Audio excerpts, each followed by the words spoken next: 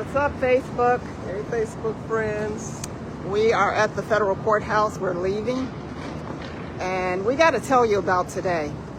Where should we start? Should we start at the beginning? We started off in DuPage County Courthouse before Judge Bendik, Leah Bendik. This was to address an eviction. This was for an eviction for HOA fees. So I presented the judge with 4 different variations of service affidavits. 4 different variations. They just keep popping up out of nowhere. The first one I received from the courthouse, it didn't have a notary. So I emailed opposing counsel and I asked them for, the original copy. They sent me back 2 different copies, right? They were notarized, but they were different copies from the original. It's like, what the heck? So then I asked them to send me the original affidavit. They never responded. So when I went to court today, I went to clerk's office. I asked them for a copy of this affidavit. They give me a 4th copy. So there's 4 different service affidavits in the play. I brought that up to the judge. She picked one and told me this was the original because it's filed and stamped. So I said to the judge, all of them are filed and stamped. They have different times and some have different dates. So we need to get to the bottom of that.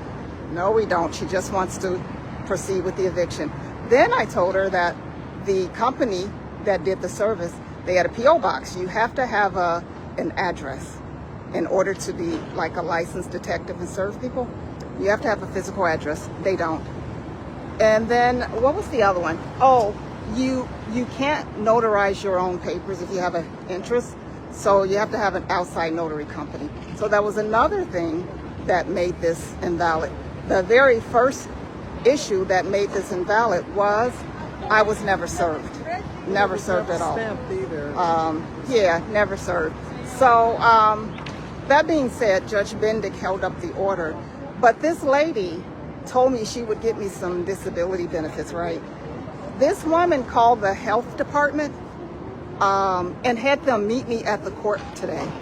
She called the health department.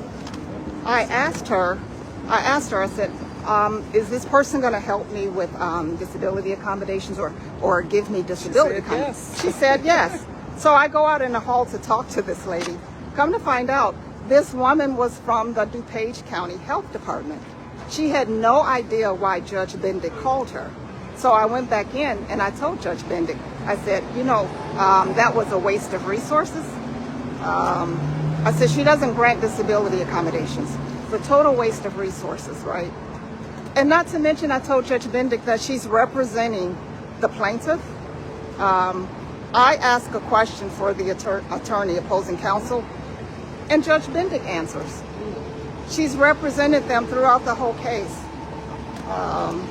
So I have a federal lawsuit filed against Judge Leah Bendik because what I'm seeing appeared to be a pattern of practice of this, RICO violation stuff. It's really bad. They don't follow the law. Absolutely. Yeah, they don't follow the law. They just simply don't follow the law. So I get to federal court and I present my case for the eviction. And so the judge goes, this is, you filed this at the last minute, and as a courtesy, I'm giving you a court date. I had to remind the judge that I actually filed this on June 4th, but the clerk's office disappeared my complaint. My entire complaint disappeared. Luckily, I had another copy that was stamped. Otherwise, they would just probably not even believe me. So once I explained that, we proceeded on. And so what was his first reason? His first reason was you can't, that the other parties were not notified. Oh, Yeah, so that was the first reason. So I told him that, in good faith, I actually emailed them. Yeah, I emailed these parties, and so they had a copy. So he came to number 2. two. Then he came to excuse number 2. I don't get into the excuse number 2. He even told me I could go out and find the laws or, some laws to have him, stay the eviction. So I asked for a recess, 5-6 minute break. And I went and called Carlos, Massey, and a few other people and texted. And we came up with, the law for it. Under 1983, civil action, they can enjoin your state case when it comes to housing, and they can stay in eviction. That is the law. So what was his excuse once I found that? Oh, then he went to, I don't think you have a strong case against, the judges, and because judges have immunity. And so I told him I don't want to really get into, the facts of that case right now. And I think shows he's biased then. Yeah, he gave me a long lecture about suing judges. Long lecture about suing judges. And then, what was the third thing? What was the third thing? So, Judge Tharp came up with like 3 different reasons to not give me relief in federal court. I've never seen a judge change his mind and flip-flop so much on issues. And when I satisfied him, he would come up with something different, right? So that tells me he had no intention on giving me relief at all. He had no intention. So as a courtesy, he had me stay down here and hope that he would follow the law and follow the Constitution. But in fact, he really wasn't. He's more concerned that I'm suing judges and kept lecturing me on I'm suing judges, saying that they have immunity. Well, so everybody know this. Judges do not have a blanketed immunity, right? If they are acting outside of their judicial capacity, meaning if they're doing like ex parte collusion, if they do certain administrative acts, they are not immune from that. There's a number of things that judges are not immune from. So people have to be smart about that. If your rights are being violated in state court, I strongly suggest we all need to get together and start filing federal complaints. And then when the federal judge is violating your due process, you know what we have to do? We have to get together and report them to every oversight agency possible. It's RICO time. These judges are sitting up here committing RICO crimes all over the place, and they're not being held accountable. But we're going to stop that. We're going to get together. If we have to come out in hundreds and start marching, we got to march in front of the courthouse, federal building. We got to march in front of Governor.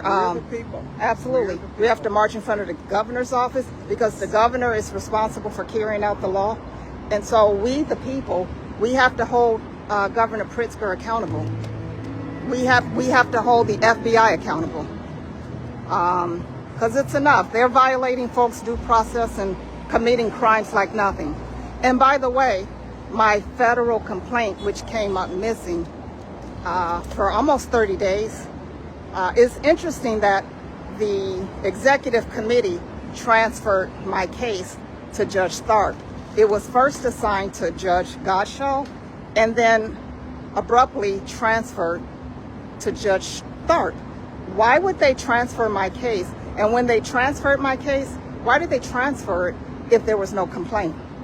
I think that's pretty strange. You transfer a case that doesn't even have a complaint. Wouldn't they have caught that? They should have.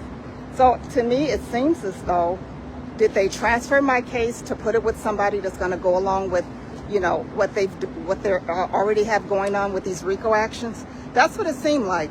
This judge, I'm not even sure if he can spell Constitution. He was totally in violation of my constitutional rights. Judge Leah Bendik in state court, every time I go before her, she violated my constitutional rights. And she's racist as all get out. I'll watch this woman when she gets to me, quite nasty, yelling. I've provided her with every document to show her that this service is invalid. What does she do? She dismisses it and speaks for the attorney, and she represents the plaintiff. I didn't even get to talk to opposing counsel. It was between me and the judge. But I provided her with such documentation that there's no way she could keep a valid eviction in place. But she did. You know, she's with this RICO corruption. And then I get down here to the federal building hoping to get justice. Judge Tharp, he seems to be part of it too.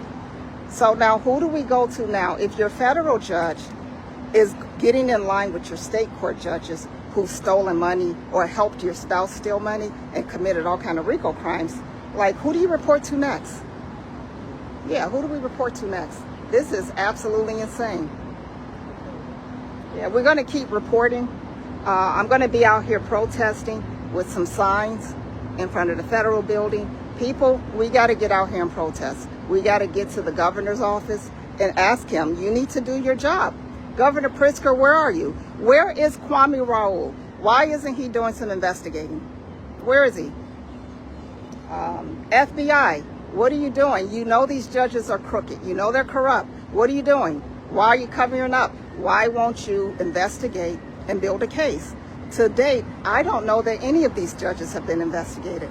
I had a meeting with, what's his name? David Jurgensen from the Illinois State Police.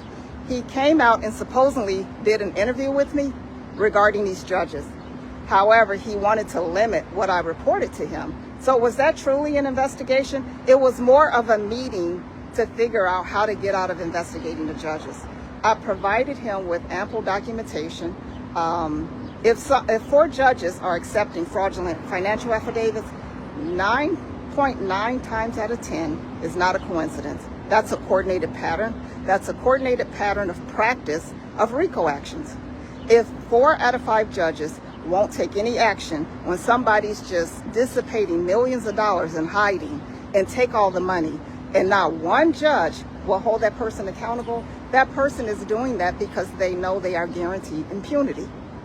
There's a reason why I have all of these letters from Madison letting me know that the judges won't do anything to him, the attorneys won't do anything to him, and that he's got, you know, this power. There's a reason. So nobody's going to act that careless unless they were guaranteed impunity, right? So that's what we have going on. So I'm asking people to start coming out, picketing with me, bring some signs, talk about your judge. If you've had a bad experience, I want you to talk about your judge, name them, show their pictures. We got to make these people famous. I'm going to make Judge Leah Bendik very well known. I'm going to make Judge John Tharp, I'm going to make him so well known. Everybody needs to know John Tharp. We all need to know him. If you can sit up there and just violate a person's civil rights the way you did mine, and you do it in such a proud way while you're lecturing me because I'm suing judges, I have every right to sue judges who have violated my due process. So I just think we got to make these judges famous. What do y'all think? You think we got to make these judges famous? Give me a thumbs up, share this video, please. I'm out. Say bye.